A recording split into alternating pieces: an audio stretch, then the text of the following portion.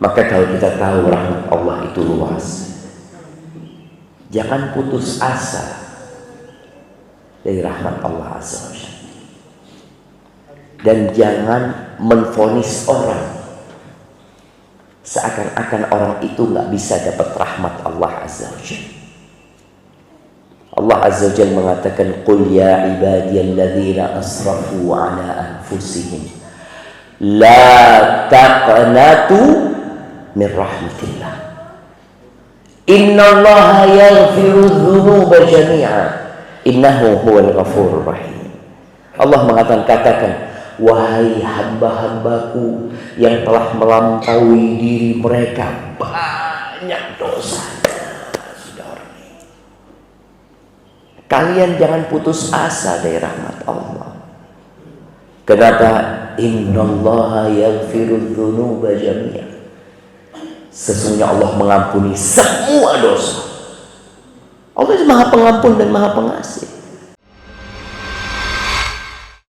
Bismillahirrahmanirrahim.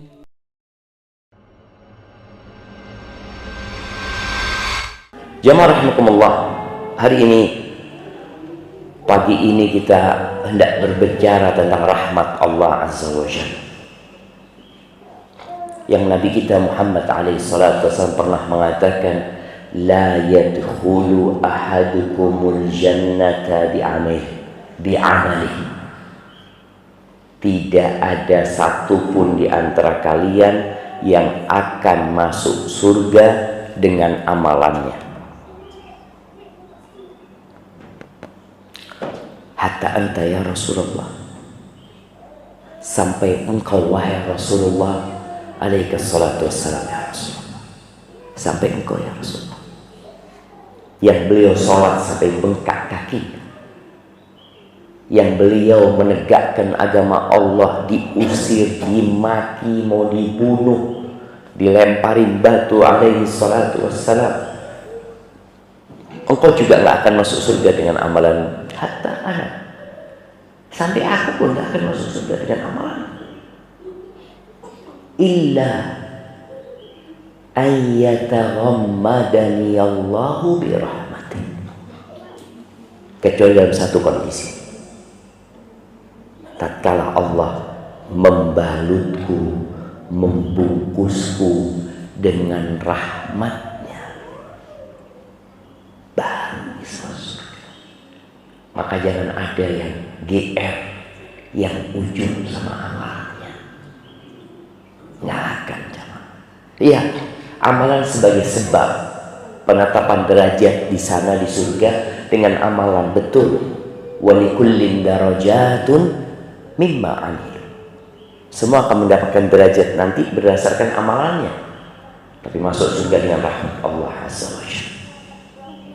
Amal hanya sebab. Ahibati fillah, sering kita dengar ucapan almarhum. Oh, siapa? Fulan. Oh, sudah almarhum. Apa artinya almarhum ini? Artinya fulan yang dirahmati Allah. Apakah ucapan ini boleh atau tidak boleh? Para ulama membagi menjadi dua ucapan almarhum. Kalau almarhum itu kita memberitakan bahwa dia dirahmati Allah, maka nggak boleh. Dari mana antum tahu dia dirahmati Allah? Dari mana? Boleh jadi dia sedang disiksa di kuburnya sekarang, antum katakan almarhum. Hati-hati ketika kita ngomong. Tapi kalau maksudnya doa, semoga dirahmati Allah, mudah-mudahan dirahmati Allah. Jadi maksudnya itu nggak apa-apa. Makanya kalau kita lihat bahasanya para ulama terdahulu, mereka mengatakan apa? Rahimahullah.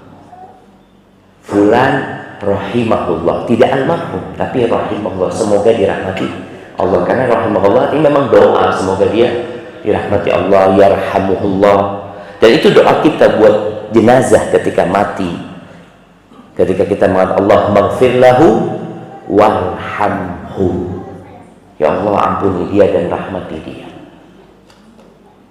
Dan ternyata almarhum ini sepertinya, Anda nggak tahu, mungkin sekarang sudah menjadi kata-kata Indonesia yang artinya mati. Bukan doa, bukan informasi yang dirahmati, enggak. Kucingmu mana? Oh, sudah almarhum. Iya. Tetanggamu yang non muslim, oh sudah almarhum. Dia tidak mendoakan dan tidak menginformasikan dia dirahmati Allah, tapi mau ngasih tahu sudah mati supaya kata-katanya lebih sopan gitu namanya.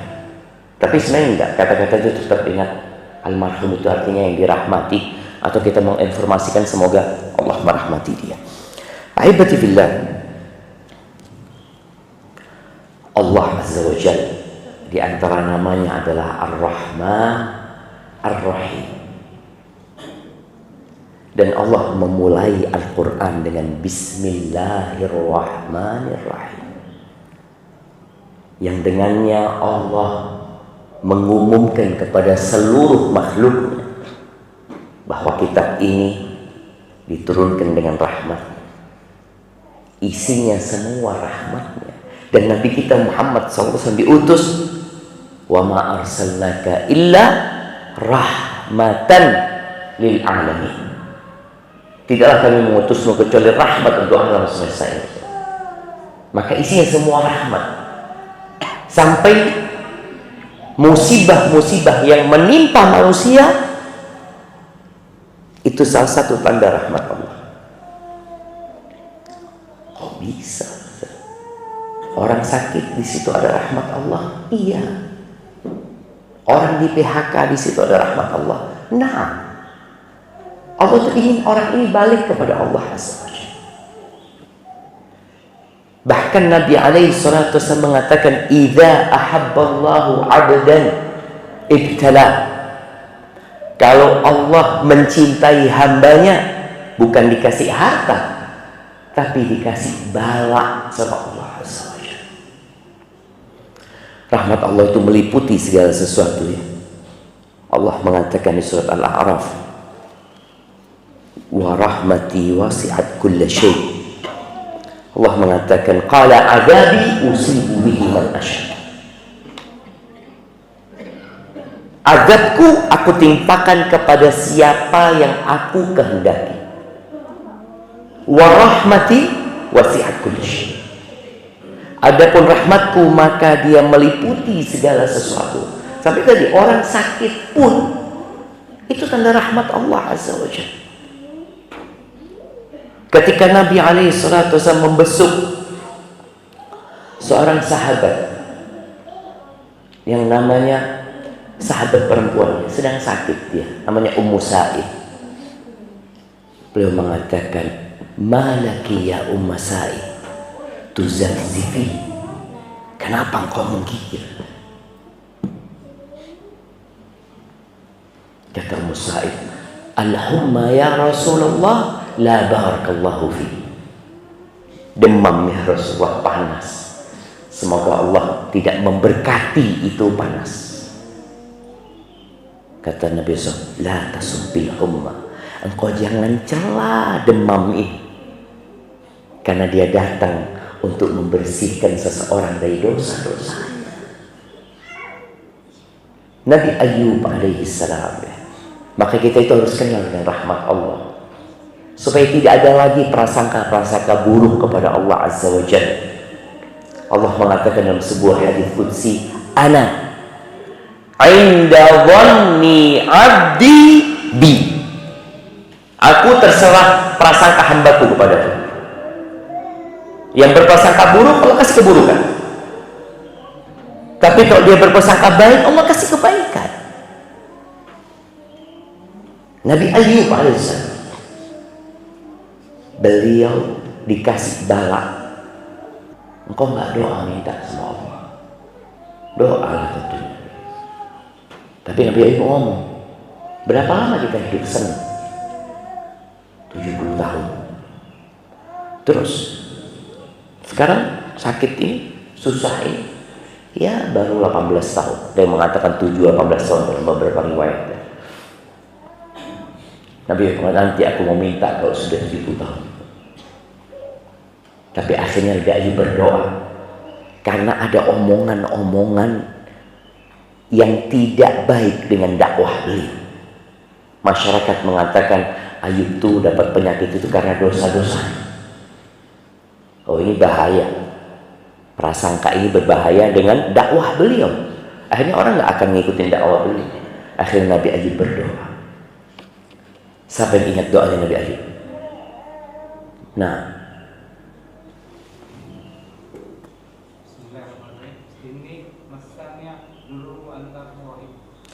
subhanallah. Nah, fadhil kasih untuk dia. Siapa yang tahu artinya? Nah, fadhil. Ya Allah, aku terkena penyakit dan aku termasuk orang-orang yang zalim. Masya Allah, aku termasuk orang-orang zalim.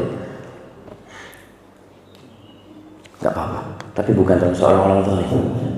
Itu doanya Nabi Yunus yang mengatakan, nah, la ilaha illa anta subhanaka inni kuntu minadh dhalimin.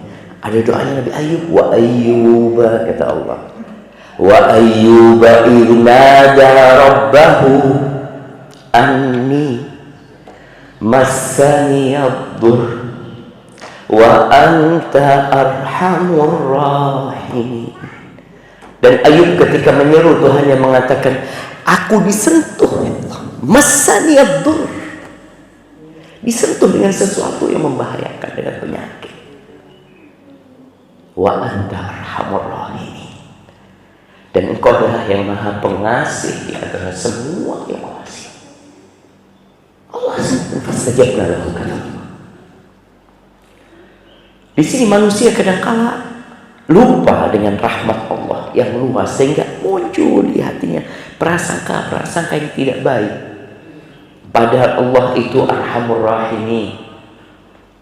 Dan kita disuruh memanggil Allah itu dengan namanya. Panggil, ya arhamar rahimin, irhamna ya Allah, kasih kami ya Allah, kami banyak dosanya ya Allah. Ketika Abu Bakar Siddiq minta doa sama Nabi alaihissalatu wassalam, Nabi mengatakan, Abu Bakar mengatakan, ya Rasulullah, alimni du'aan aqra'uhu fi salati. Wahai Rasulullah, ajarkan kepada aku doa yang aku baca ketika aku sholat. Itu Abu Bakar diajarin doa sama Nabi SAW. Qul ya Abu Bakar, Allahumma inni zalamtu nafsi zulman katsira wa la yaghfiru dzunuba illa anta faghfir li maghfiratan min 'indika warhamni innaka antal ghafurur rahim. Ya Allah, aku banyak menzalimi diriku sendiri ya Allah. Jadi sekelas Abu Bakar berburuk sangka kepada dirinya dan berbaik sangka kepada pencipta.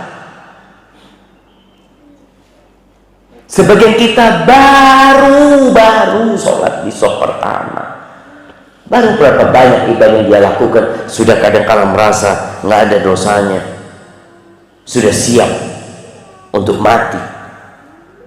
Abu Bakar disuruh baca doa itu. Engkau berburuk sangka kepada diri, ya Allah, sesungguhnya aku mendolimi diriku dengan kezaliman yang banyak.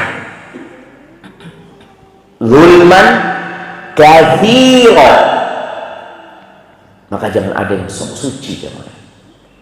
Jangan yang merasa sudah baik. Orang bertakwa itu merasa belum bertakwa. Orang yang berbakti sama orang tuanya adalah orang yang merasa belum berbakti. Maka dia akan terus berusaha memperbaiki diri. Maka Allah katakan tentang orang-orang yang beriman, ya, orang-orang yang berlomba dalam kebaikan. Walladzina yu'tuna ma atau wa qulubuhum wajilatun annahum ila rabbihim raji'un. Mereka adalah manusia yang memberikan apa yang harus mereka berikan dalam kondisi hati mereka takut. Mereka akan kembali kepada Allah Azza wa Jalla. Kata Aisyah, ya Rasulullah, apa yang dimaksud dengan ayat ini? Orang yang berbuat takut. adalah orang yang berzina, orang yang mencuri, orang yang minum khamr, takut diazab sama Allah. Kata Rasulullah SAW, la yabnata siddiq, enggak, bukan, wahai putrinya Abu Bakar, wahai putrinya As-Siddiq, walakinnahu rajulu yusalli wa yasum wa yatasaddaq. Ini maksud adalah seorang yang puasa, yang bersedekah, yang sholat, takut gak diterima, takut. Maka Abu Bakar suruh baca doa itu, aku banyak mendolimin diriku dengan kezaliman yang banyak. Wala yaghfiru dzunuba illa anta, nggak ada yang bisa ngampuni dosa kecuali engkau ya Allah. Engkau. Faghfirli, ampuni aku dengan ampunan dari sisimu. Warhamni, rahmati aku ya Allah. Rahmati aku ya Allah. Innaka antal ghafurur rahim. Engkau Maha Pengampun dan Maha Pengasih. Ahibati billah, ya, rahmat Allah itu meliputi segala sesuatu. Sampai kita lihat binatang-binatang pun mendapatkan rahmat Allah Azza wa Jalla. Orang-orang kafir pun di dunia merasakan, mereka masih saling mengasihi di antara mereka. Itu bagian dari rahmat Allah Azza wa Jalla. Dalam hadis riwayat Imam Bukhari dan Muslim dari Abu Hurairah radhiyallahu anhu, qala Rasulullah sallallahu alaihi wasallam, lamma qadallahu al-khalq, ketika Allah menyelesaikan penciptaannya, kataba kitaban fahuwa indahu fawqa arsy.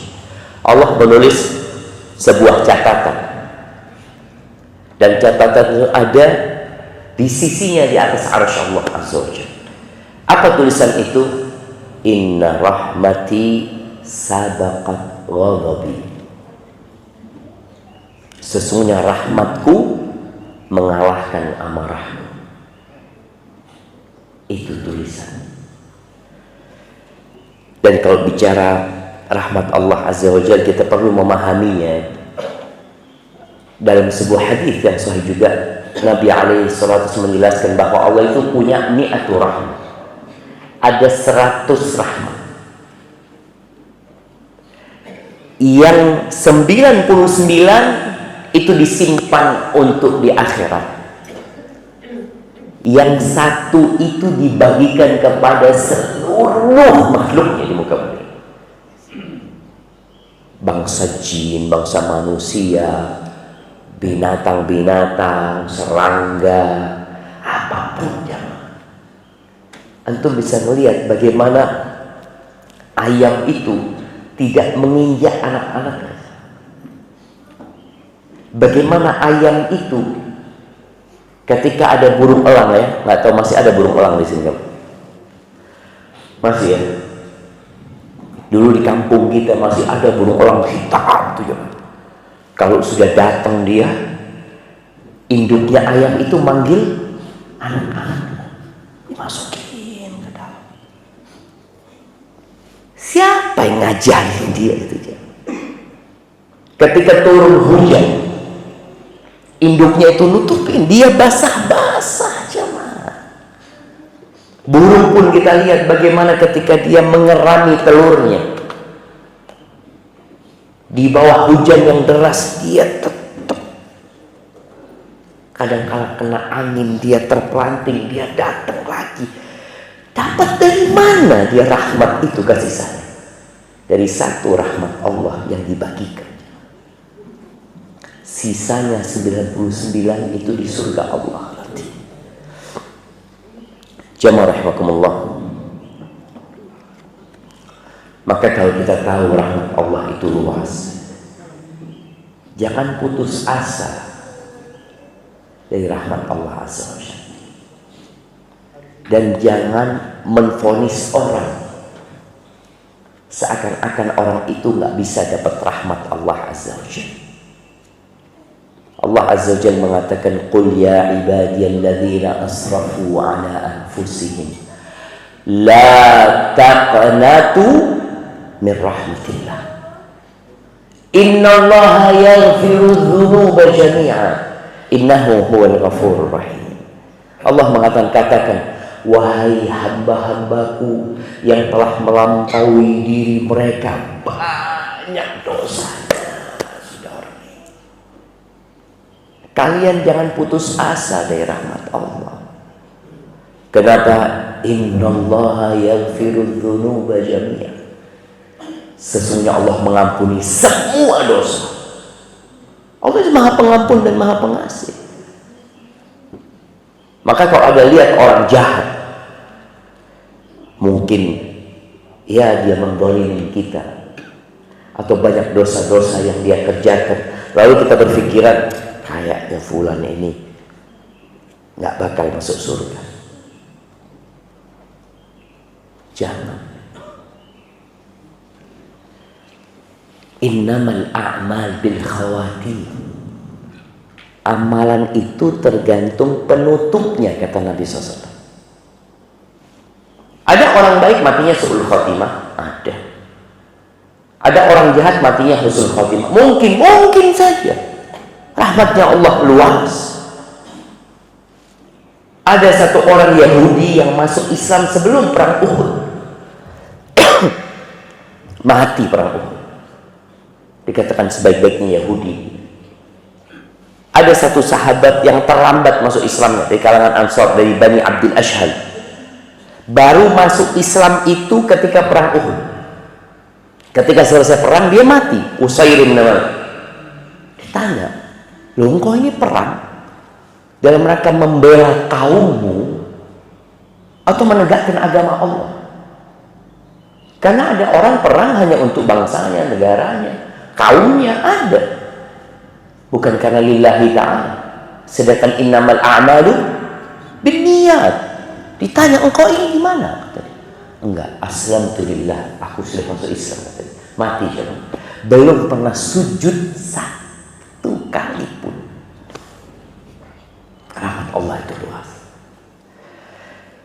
Di dalam hadis yang diriwayatkan oleh Abu Dawud, Nabi alaihissalatu menyebutkan bahwa ada dua orang laki-laki. Kana fi Bani Israel mutahabbain. Dua orang dari kalangan Bani Israel, dua orang yang saling mencintai jemaah. Tapi yang satunya semangat beribadah, tekun beribadah. Yang satunya ka'annahu yaqulu mudhnib. Kayaknya Nabi mengatakan orang itu pelaku dosa. Ada dua orang saling mencintai, mungkin teman, kalau sekarang teman SD, teman SMP ya. Yang satunya taat, yang satunya ya kadang-kala datang kajian, nggak datang kajian, kadang-kala ke tempat maksiat. Yang taat ini setiap kali ketemu sama temannya berbuat dosa, dia mengatakan aksir amma anta fi, ayo cukuplah, berhenti berbuat dosa, tahan dirimu, kata dia. Apa kata temannya? Khallini wa rabbi, udah gak usah ngurusin aku, biarkan aku bersama Tuhanku. Dia yakin sama Allah Azza wa Jalla. Khallini wa rabbi, biarkan aku bersama Tuhanku. Udah. Sampai kata Nabi SAW, hatta wajadahu yawman ala dhanbin ista'dham. Sampai suatu hari ketemu sama temannya ini lagi berbuat dosa yang dianggap ini dosa besar kan. Maka temannya sebagai sahib, aksir, berhenti kau berbuat dosa, tahan dirimu. Biasanya orang itu memang nggak suka dengan orang yang memberi nasihat. Kita nggak suka. Ini orang sama, dia nggak suka. Dia mengatakan khallini wa rabbi, biarkan aku sama Tuhanku. Abu Isa alaina raqiba, apakah engkau diutus untuk menjadi pengawas? Ini bikin sakit hati aja ya. Maka kudu sabar kita ketemu sama sahib-sahib. Udah nggak usah ngurusin anak tuh. Ada orang-orang kayak gitu. Lalu temennya sakit hati ya, gara-gara ucapan pelaku dosa ini. Dia bersumpah mengatakan, wallahi la yaghfirullahu laka abadan wa la yudkhiluka Allahul jannah abadan. Demi Allah, Allah tidak akan mengampuni dosa-dosamu selama-lamanya dan tidak akan memasukkanmu ke surga selama-lamanya. Bayangin. Kadang-kadang ada orang tadi merasa baik, melihat orang lain banyak dosanya, dia memikirnya orang penghuni neraka. Qala fa ba'atsallahu ilaihi malakan. Allah kirim malaikat mencabut nyawa keduanya, kemudian keduanya disidang. Faqala lil mudhnib. Allah katakan kepada pelaku dosa ini, lihat. Allah katakan kepada pelaku dosa ini, udkhulil jannata birahmati. Masuklah surga dengan rahmatku. Tadi di awal kita sudah bicarakan. Orang masuk surga bukan dengan amalannya, tapi dengan rahmat Allah SWT. Amalan hanya sebab. Maka Allah mengatakan kepada pelaku dosa ini, udkhulil jannata birahmati. Lalu berkata kepada yang taat, yang rajin ibadah ini, Allah mengatakan, atastati'u an tahdhura ala 'abdi rahmati. Bisakah engkau menghalangi rahmatku dari hambaku? Bisa enggak? Bisa engkau? Allah mengatakan kepada orang ini, la ya Rabb, tak bisa. Siapa dia? Qala dhhabu bihi ila an-nar. Kata Allah, bawa dia ke neraka. Abu Hurairah mengatakan, walladzi nafsi biyadihi la takallama bi kalimatin aw baqad dunyahu wa akhiratuh. Itu orang salah ngomong, dunia akhiratnya hilang. Maka tadi berusaha kita untuk senantiasa berbaik sangka sama Allah, berbaik sangka sama orang lain, berburuk sangka kepada siapa? Kepada diri kita sendiri. Iya, kita kasih nasihat sama orang, tapi kudu sabar sama jamaah. Wa tawassaw bil haqq wa tawassaw bis sabr. Dan yang terakhir, bagaimana cara kita mendapatkan rahmat Allah Azza wa Jalla?